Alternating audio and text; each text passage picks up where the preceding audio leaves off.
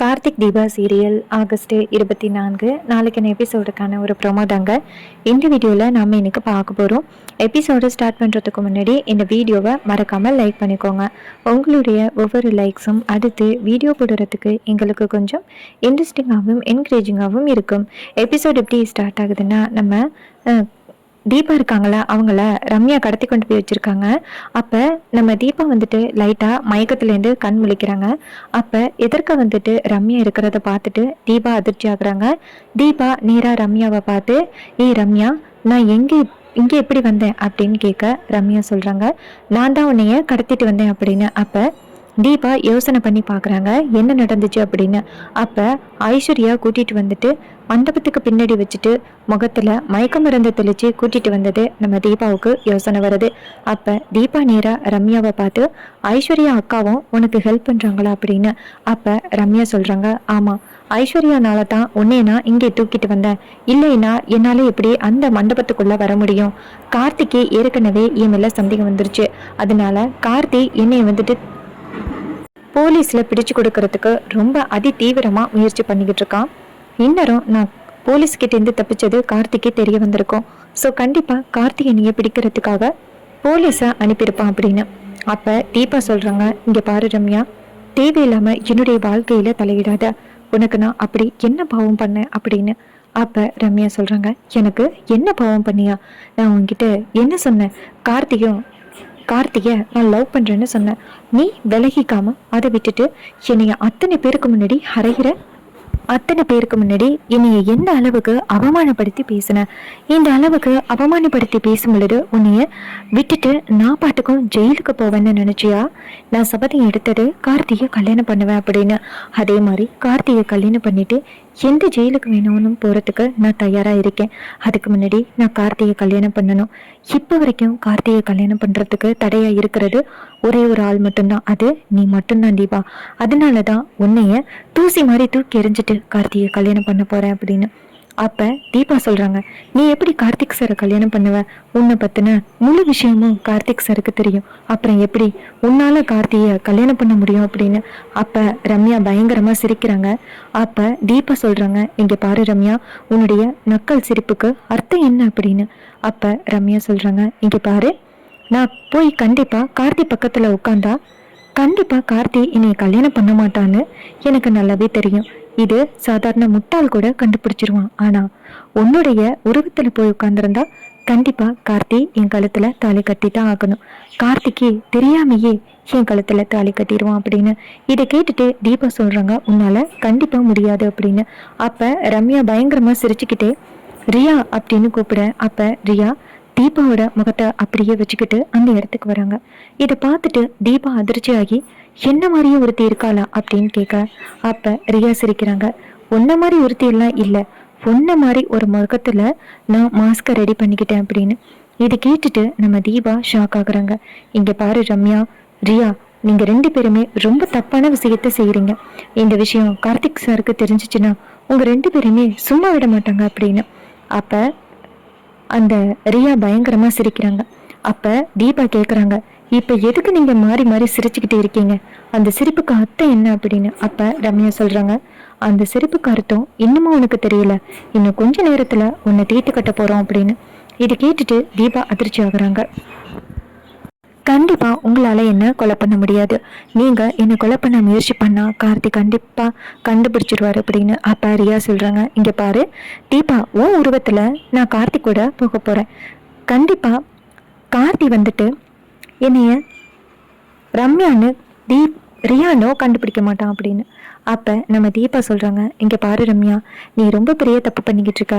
இப்பயே வந்துட்டு போலீஸ்கிட்ட செஞ்ச தப்ப சொல்லி சரண்டர் ஆகிற அப்படின்னு. அப்போ ரம்யா சொல்கிறாங்க, செஞ்ச தப்ப சொல்லி சரண்டர் ஆகிறதுக்கா உன்னைய எவ்வளோ கஷ்டப்பட்டு கடத்திட்டு வந்தோம் அப்படின்னு.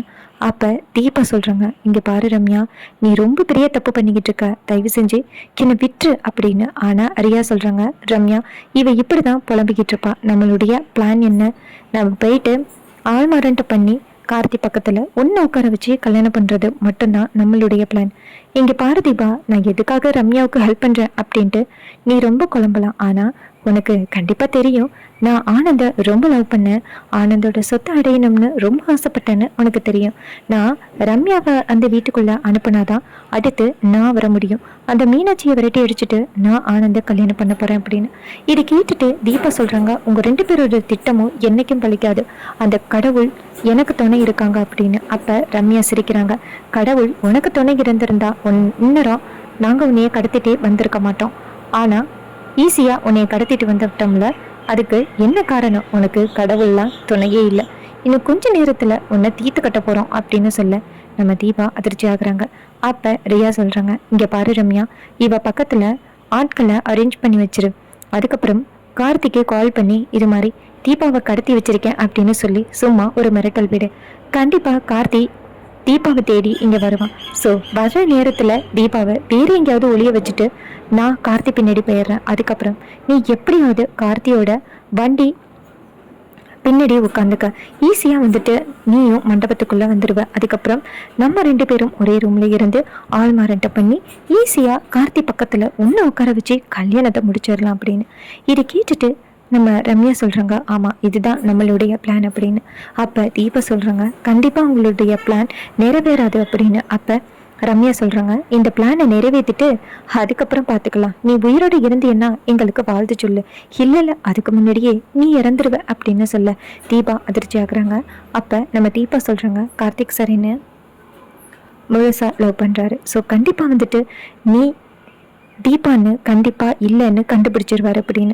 அப்போ ரம்யா சொல்கிறாங்க, கண்டிப்பாக கண்டுபிடிக்க முடியாது, ஒன்ன மாதிரி ஒரு சென்டிமெண்ட் விட்டு போட்டால் போதும், கார்த்தி நம்பிடுவோம் அப்படின்னு. இதை கேட்டுட்டு ரம்யா சொல்கிறாங்க, நீ கண்டிப்பாக வந்துட்டு நல்லாவே இருக்க மாட்டே அப்படின்னு.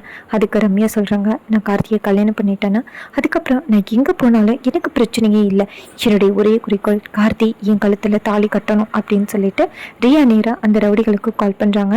ரவுடிங்க அந்த இடத்துக்கு வராங்க. வந்துட்டு நேராக நம்ம ரம்யாவை பார்த்து, சொல்லுங்க மேடம், கால் பண்ணி வர சொல்லியிருந்தீங்களே அப்படின்னு. அதுக்கு ரம்யா சொல்கிறாங்க, இங்கே பாரு, இந்த இருக்காளே இவளை கொண்டுட்டு போயிட்டு நேராக ஒரு கிணத்துக்குள்ளே தள்ளி கொன்னுருங்க, இவளோட பாடி கூட வெளியில் கிடைக்கக்கூடாது அப்படின்னு. இது கேட்டு அந்த ரவுடிகளும் சரிங்க மேடம் அப்படின்னு சொல்லிட்டு தீபாவை கட்டப்பிரிச்சு அந்த இடத்துலேருந்து கூட்டிகிட்டு போகிறாங்க. இன்னொரு பக்கம் ரியாவும் ரம்யாவும் சேர்ந்து பிளான் பண்ணபடி நேராக கார்த்திக்கு கால் பண்ணுறாங்க. இன்னொரு பக்கம் நம்ம மீனாட்சி, மைதிலி, ஜானகி 3 பேருமே தீபாவை காணோம் அப்படின்னு தேடிக்கிட்டு இருக்கையில் மீனாட்சி பேரே நேராக கார்த்திகிட்ட, கார்த்தி தம்பி தீபாவை ரொம்ப நேரமாக காணோம் அப்படின்னு சொல்ல கார்த்தி அதிர்ச்சியாகி நேராக தீபாவை தேடுறதுக்கு கிளம்புறாரு. அப்போ தான் தீபாவுக்கு கால் வருது, கார்த்திக்கு கால் வருது, தீபாவை நாங்கள் கடத்தி வச்சுருக்கோம், காசு கொடுத்தா விட்டுருவோம் அப்படின்னு. இதை கேட்டுட்டு கார்த்தி நேராக அந்த இடத்துக்கு அந்த ரவுடிங்க சொன்ன காசு கொண்டுக்கிட்டு போகிறாரு. அங்கே போயிட்டு தீபா உருவத்தில் இருக்க ரம்யா அப்படிங்கிறது தெரியாமல் ரம்யாவை கூட்டிக்கிட்டு நேராக மண்டபத்துக்கு வராரு. இன்னொரு பக்கம் அவங்க திட்டப்போட்டபடி நம்ம ரம்யா கார் பக்கத்தில் உட்காந்துருக்காங்க. அதுக்கப்புறமா மண்டபத்துக்குள்ளே போனதோட எல்லாருமே தீபாவை பார்த்துட்டு போய் கூட்டிகிட்டு வராங்க. அப்போ மைதிலி கேட்குறாங்க, தீபா எங்கே போன அப்படின்னு. அப்போ கார்த்தி சொல்கிறாரு, இல்லை சும்மா கோயிலுக்கு தான் போயிட்டு வந்தாங்க தீபா அப்படின்னு. அப்போ மைதிலியும் சரி அப்படின்னு சொல்லிட்டு நேராக தீபாவை கூட்டிகிட்டு ரூமுக்கு போகிறாங்க. அங்கே போயிட்டு தீபாவுக்கு மேக்கப் பண்ண ஆரம்பிக்கிறாங்க. இன்னும் 1 ஹவரில் கல்யாணம் அப்படின்னு. இன்னொரு பக்கம் நம்ம தீபா நினைக்கிறாங்க, என்ன இது இவங்க கொச்சன்னு பக்கத்துலேயே இருந்துக்கிட்டே இருக்காங்களே, எப்படியாவது இவங்களை அனுப்பிட்டு ரியாவை வர வைக்கணுமே அப்படின்ட்டு ரம்யா நினைக்கிறாங்க. அப்போ நம்ம ரம்யா நேராக மைதிலி கிட்ட, எனக்கு இந்த மாதிரி ப்ரௌடாக இருக்கிறது சுத்தமாக பிடிக்கல, ஸோ எல்லாரையும் வெளியில் அனுப்புங்க அப்படின்னு. இதை கேட்டதோட மைதிலி நினைக்கிறாங்க, இந்த மாதிரி தீபா பேசவே மாட்டாளே, என்ன இது எப்படி இரிட்டேட் பண்ணி பேசுகிறா, பெரியவங்களுக்கு மரியாதை கொடுக்காம அப்படின்னு நினச்சிக்கிட்டு நேராக மைதிலி வந்து தீபாட்ட, தீபா இந்த மாதிரியெல்லாம் பெரியவங்க கிட்ட பேசக்கூடாது, ரொம்ப தப்பு அப்படின்னு சொல்ல. அப்போ தீபா சொல்கிறாங்க, அதெல்லாம் எனக்கு தெரியும், நான் சொன்னது மட்டும் செய்யுங்க அப்படின்னு. இது கேட்டுட்டு மைதிலி நேராக வெளியில் வராங்க. வெளியில் வந்ததோட அங்கே மீனாட்சி சொல்கிறாங்க, என்ன இது தீபா இப்படி பேசுகிறா, இப்படியெல்லாம் தீபா பேச மாட்டாளே அப்படின்னு. அப்போ மைதிலி சொல்கிறாங்க, தீபா போயிட்டு வந்ததுலேருந்து ஒரு மார்க்கமாகவே இருக்கா, அவளை பார்த்தாலே டவுட்டாக இருக்குது அப்படின்னு. அந்த நீரை பார்த்து அந்த ரம்யா எப்படியோ நம்ம ரியா இருக்கிற ரூமுக்கு வந்துடுறாங்க. இன்னொரு பக்கம் மைதிலி சொல்கிறாங்க, தீபாவுக்கு அவளுடைய ஆசை நிறைவேறிடுச்சுல்ல, அதனால தான் இப்படி பேசுகிறா போல அப்படின்ட்டு தீபாவை பற்றி தப்பாக பேசுகிறாங்க. அப்போ மீனாட்சி சொல்கிறாங்க, கண்டிப்பாக தீபா அந்த மாதிரி பேசுகிறதுக்கு வாய்ப்பே இல்லை, கண்டிப்பாக ஏதோ தீபாவுக்கு நடந்திருக்கு அப்படின்னு. அப்போ மைதிலி சொல்கிறாங்க, ஆமாம் அவள் கோயிலுக்கு போயிட்டு வந்ததோட ஒரு மார்க்கமாக தான் இருக்கா அப்படின்னு சொல்லி பேசிக்கிட்டு இருக்காங்க. இன்னொரு பக்கம் அந்த ரம்யாவும் ரியாவும் ஒன்று சேர்ந்துட்டாங்க. கார்த்தி வந்துட்டு அது தீபா இல்லை அப்படின்னு கண்டுபிடிப்பாரா அப்படிங்கிறது தான் அப்கமிங் எபிசோடில் செம ட்விஸ்டே பார்ப்போம், என்னெல்லாம் நடக்க போகுது அப்படின்னு. தேங்க்ஸ் ஃபார் வாட்சிங்.